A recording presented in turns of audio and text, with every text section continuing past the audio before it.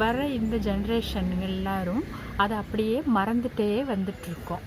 முதல்ல பார்த்திங்கன்னா ஆண்கள் புதன்கிழமையும் சனிக்கிழமையும் ஆயில் பாத் எடுத்துகிட்டு வந்துட்டு இருந்தாங்க. இப்போ அன்னைக்கு தான் எடுக்கணுமா, வாரத்தில் 2 நாள் எடுக்கணுமா அப்படிங்கிறது கூட தெரியாமல் எவ்வளவோ பேர் இருக்காங்க. அப்போது இதை பற்றி கொஞ்சம் டீட்டெயிலாக பேசுகிறதுக்காக தான் இன்றைக்கி இந்த வீடியோ. கண் எரிச்சல், பாடி ஹீட், சின்ன வயசுலேயே பொண்ணுங்க ஏஜ் அட்டன் பண்ணுறாங்க, இந்த மாதிரியான கண் பார்வை குறைவு ஏற்பாடு, இந்த மாதிரி விஷயங்கள் எல்லாமே இந்த ஆயில் பாத் அப்படிங்கிற ஒரு விஷயத்தை நம்ம மறந்ததுனால தான் வருது.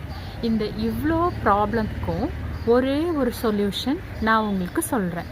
அது நீங்கள் ரெகுலராக ஃபாலோ பண்ணிட்டு வந்தீங்கன்னா இந்த ப்ராப்ளம்ஸில் இருந்தெல்லாம் நமக்கு விடுபடலாம். அது மட்டும் இல்லாமல் இப்போ இருக்கவங்க இந்த ஆயில் பாத்தெல்லாம் மறந்தனால தான் இந்த சொசைட்டியில் இந்த மாதிரி ப்ராப்ளம்ஸ் எல்லாம் அதிகமாக வந்துட்டுருக்கு.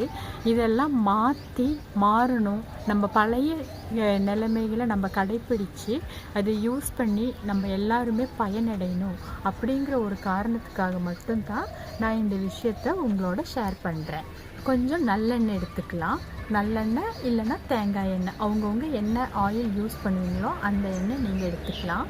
அது கூட கொஞ்சம் வெந்தயம், அப்புறமா கொஞ்சம் சின்ன வெங்காயம் தோல் உரிச்சது அது கூட கொஞ்சம் சேர்த்து ஸ்டவ் ஆஃப் நல்லா சூடாகிட்டு ஆஃப் பண்ணுற டைமில் தான் நீங்கள் வந்து இந்த வெந்தயம் கொஞ்சம் போட்டு சின்ன வெங்காயமும் போட்டுட்டு ஸ்டவ் ஆஃப் பண்ணிடணும். அந்த கருகிற மாதிரி ஒரு ஸ்மெல் வரக்கூடாது அந்த ஆயிலில்.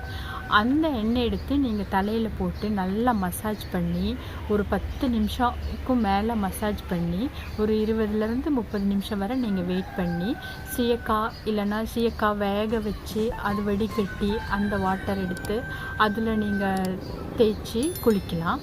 அப்படி இல்லைன்னா சீயக்காய் பவுடர், நமக்கு இப்போ அதுக்கெல்லாம் அதிகமாக டைம் கிடைக்கிறது இல்லை இல்லையா, அதனால் உங்களுக்கு மார்க்கெட்டில் கிடைக்கிற சீயக்காய் பவுடர்ஸ் கூட யூஸ் பண்ணிக்கலாம். அவ்வளோவா கெமிக்கல்ஸ் இல்லாமல் வரதா பார்த்து நம்ம வாங்கி யூஸ் பண்ணிக்கலாம். அது அப்ளை பண்ணிவிட்டு நீங்கள் வாஷ் பண்ணிகிட்டே வந்தீங்கன்னா டேண்ட்ரஃப் குறையும், ஹேர் ஃபால் குறையும். இதுக்கு முன்னாடி நான் சொல்லியிருந்தேன் இல்லையா, அந்த எல்லா ப்ராப்ளம்ஸும் நமக்கு ஓரளவுக்கு கண்ட்ரோல் பண்ணுறதுக்கு முடியும். ஆயில் பாத்லேயே பெயின் ரிலீஃப் ஆகிறதுக்கு கூட உங்களுக்கு நான் இன்னொரு சொல்யூஷன் சொல்கிறேன். அது என்னன்னு பார்த்தீங்கன்னா, உங்களுக்கு அலர்ஜி ஏற்படாத ஏதோ ஒரு ஆயில், நீங்கள் ஆஸ் யூஷுவல் யூஸ் பண்ணுற ஒரு ஆயிலை ஹீட் பண்ணி பச்சை கற்பூரமாக இருந்தால் இன்னும் உங்களுக்கு பெஸ்ட்டாக இருக்கும் ரிசல்ட். இல்லை நார்மல் கற்பூரம் நம்மக்கிட்ட அப்போ அதுதான் இருக்குது அப்படின்னா அது கூட நீங்கள் உபயோகிக்கலாம்.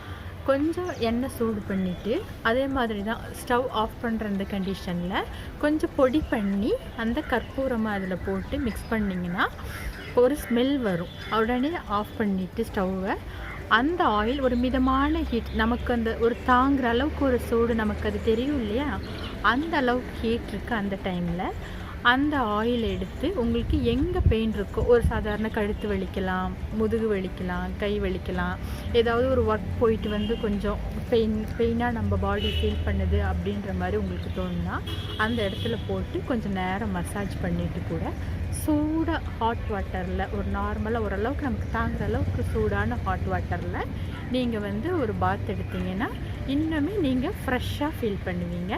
அந்த பெயினும் உங்களுக்கு ரிலீஃப் ஆகிடும்.